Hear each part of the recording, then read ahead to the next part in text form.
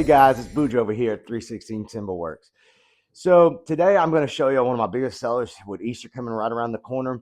I saw a similar concept on Etsy. They're a little bit different, so I figured I'd make my own. So originally I was making these Easter eggs out of 2x material. I was getting 2x10s, 2x8s, and I was marking them out and then splitting the wood in half. So I was coming up with pretty much, after running through the planer, somewhere around 3/4, maybe a little bit less.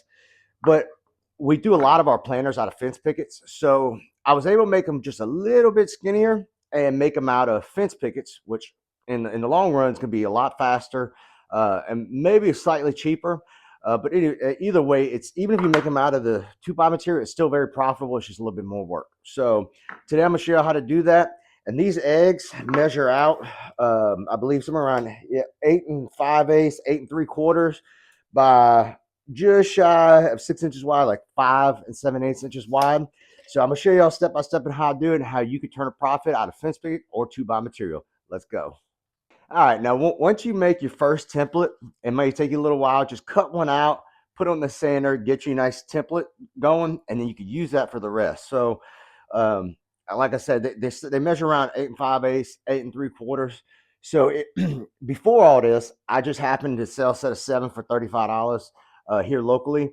And then whenever we decided to go with fence pickets, it worked out perfect that if you trace 7 of these onto the fence picket, or if you trace them onto here, you come out with 7 of them. So I'm gonna go ahead and trace them out real quick. And then what I'm gonna do after that is just jump to the miter saw and then cut them out individually on the miter saw just to save us a little bit of time. And then we'll jump over to the bandsaw and then trim them out. And you don't have to trace them super close. You do have a little bit of give and take room. As you see, I'm not buttoning them up. So let's see, 1, 2, 3, 4, 5, 6, and 7. I mean, I have a good amount of space in between each one, so you don't have to worry about that. All right, now let's jump over to the miter saw, and I'm gonna cut them out real quick. All right, so after you trace them out, like I said, we jump over here to the miter saw. The more you cut off here, the less you have to cut off the bandsaw, but it really don't matter. Just go ahead and cut in between each one as much as you want. Another good tip, when you're using the miter saw, let it get up to full speed and don't just chop it down. It'll give you cleaner cuts. For this, it really don't matter because you're cutting it off with the bandsaw, but just in general, let it get up to speed and then cut through.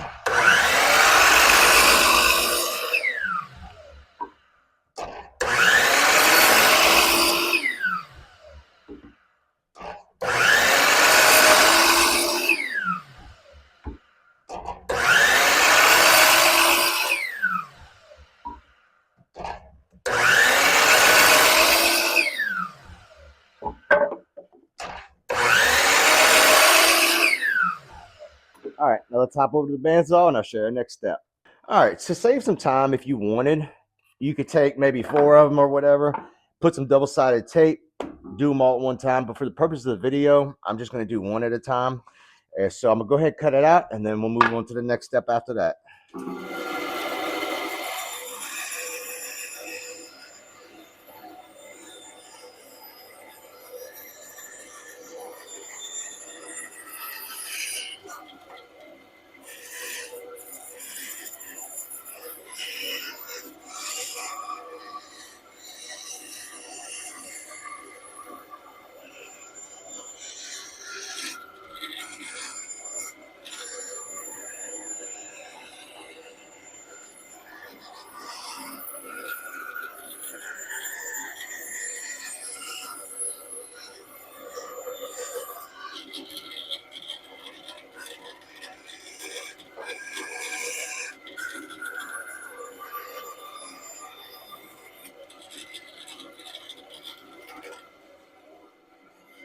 All right, so after you're done cutting it, you can tell I just went ahead and cut through it.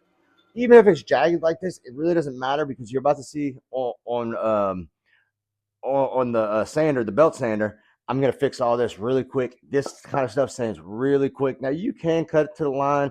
I'm just saving for the first video. I want to hurry up and do it. I can show you that why this doesn't matter. Let's jump over to the sander. All right, so I'm going to show you real quick. I put my fence right here. Just make sure your fence is at 90 degrees. You're going to have angled edge. But let me go ahead and turn on the vacuum and we'll get started.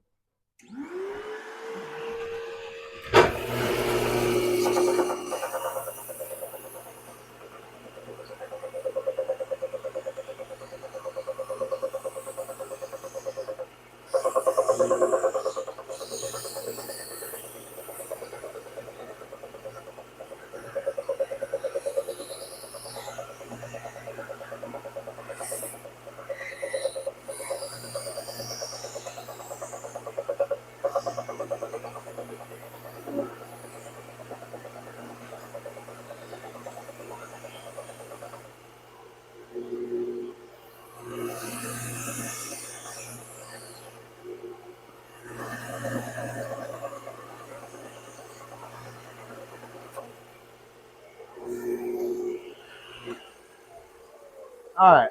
So you see, it doesn't matter if you have jagged edges. So this is after you go in here, it's really easy just to smooth up your edges and then make the egg shape however you want. Now the other way you could do it is get you a stencil and then double-sided sticky tape, get you a flush trim bit, and you could go to the router and cut them out that way. So there's two different ways you could do it. I think more people are going to have a sander where they can sand it out like this, so that's why I'm doing it this way. On some of the other ones I've done, whenever I'm doing several time, I'll actually use the double-sided sticky tape and use a flush trim bit on the router and cut them out that way. Now, the next step after this, we'll jump over the router and put a curved edge on front and back. So let me go ahead and show you that. All right, so I want to show you real quick when I was saying about the flush trim bit. If y'all do want to do it that way, so this is one I bought from SPE Tools. This is a little bit more heavy duty. This will work. This one has carbide blades that you can turn over when they get dull. Or here's another flush trim bit. I mean, they come in many different sizes. This one I got off of Amazon. This one's about 110. I think this one was only $35, $45. So that's just two different ones if you want to do it that way. So let me go ahead. I'm gonna show y'all. We're gonna put a curve. Oops, fell. We're just gonna put it's a round over bit. We're gonna put it on here, and then we'll move to the next step.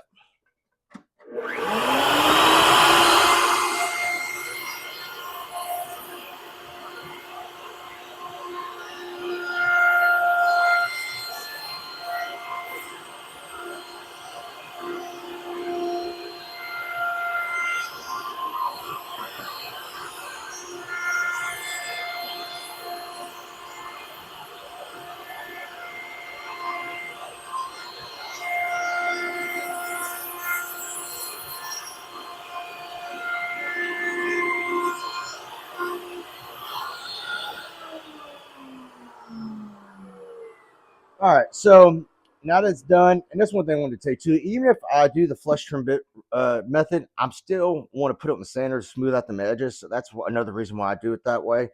Um, and all the wood I've already ran through a planer. Now I'm going to hit this with a sander one more time before I paint it. But the next step will be to paint it. Now, being my paint booth isn't set up right now, I'm just going to go ahead. You paint whatever color you want, but we're going to go ahead and I'm going to show you how to put the stakes on.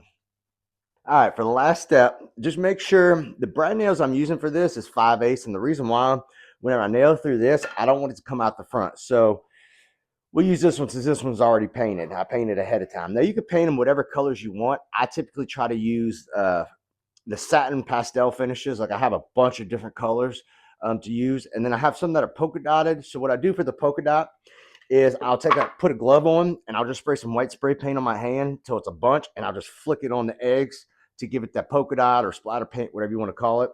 But once they're all finished, I'm going to take the egg. I'm just going to take my glue bot, put some glue in the back of it. Oh, it's clogged up.